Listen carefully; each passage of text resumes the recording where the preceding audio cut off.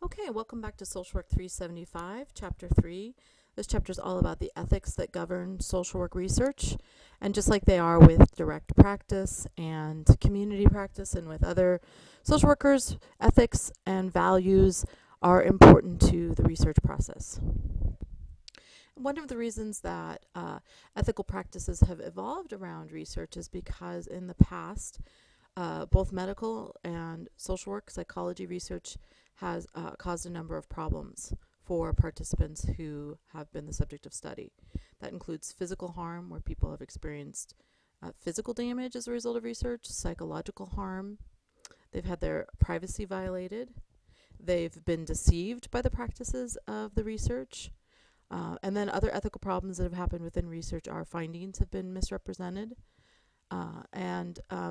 final guiding principle in thinking about ethical research is the balance of risks and gains. And any research project has to demonstrate that the benefits that exist, the potential benefits of any research study outweigh the potential risks that could come from conducting the research study. And I'll give you a couple of examples of ethical problems here in the coming slides. So one of the most compelling stories in research ethics, and this is a relatively newly published book, it's about the story of Henrietta Lacks, and the book is called The Immortal Life of Henrietta Lacks. You may have heard of, in your biology class, HeLa cells, and the HeLa cells have come directly from Henrietta Lacks. They were taken from her without her permission back before research protocols required such things, and these HeLa cells have been used extensively throughout scientific research, well beyond her lifespan, and this talks about the ethics of that and the challenges that go with informing patients and giving them opportunities to consent and to know what's happening when they're participating in a research study.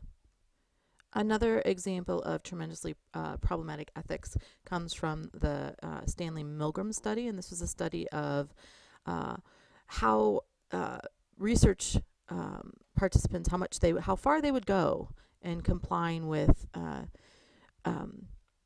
requests or actually orders made by the research studier. And so in this study, participants were asked to issue increasingly high doses of what they thought were shocks to the participants, or not to the participants rather, but to the subjects, the research subjects. And in the participants' mind, the shocks they were administering were real.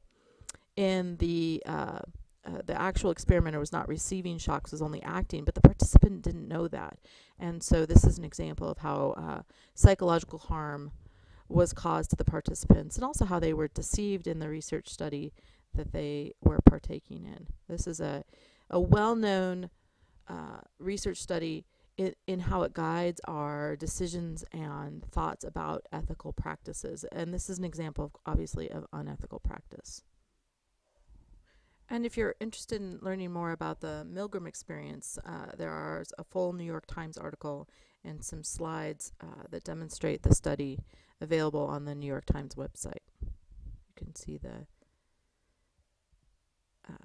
actors there who had to act as if they were actually being shocked, and the participants who believed they were doing the shocking to the actors in the setting. So if you're interested in that, go ahead and check that New York Times article out. So these and many other problematic research studies in terms of ethics from the early 20th century, early to mid 20th century, led to a real movement in terms of implementing national standards across all fields that protect the rights of research participants. And those rights include the participants' right to confidentiality, the participants' right to be fully informed and to consent to participation in research, the participants needing access to monitoring the effects of research, and that appropriate assistance to both monitor and address any issues that arise as a part of the research are a component of ethical research.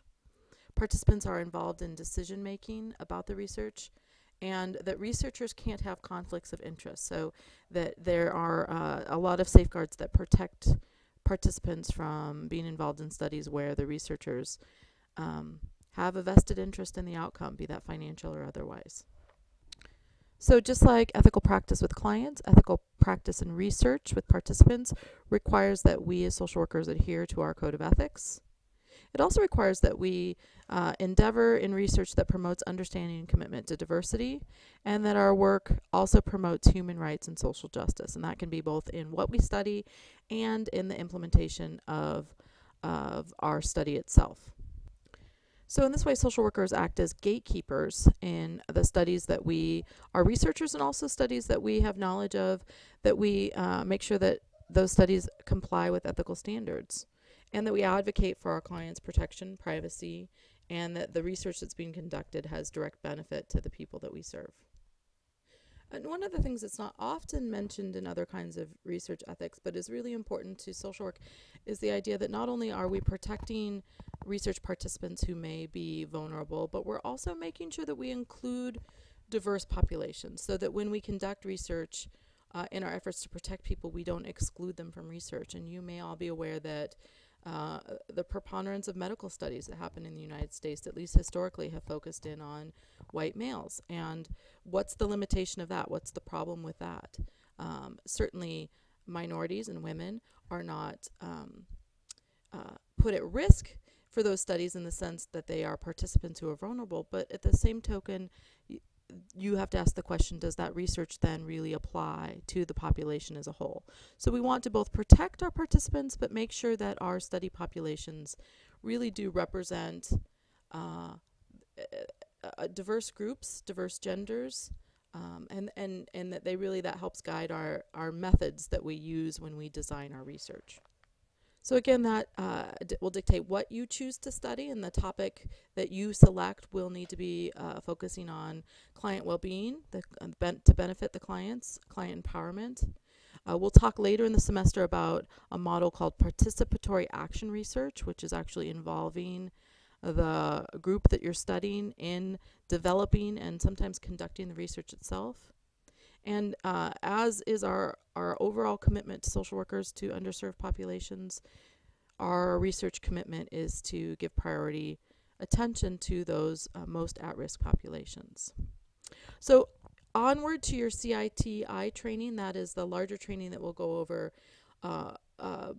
all of the ethical things that we've just covered and in more detail, and give excellent examples. This training is a required part of any researcher's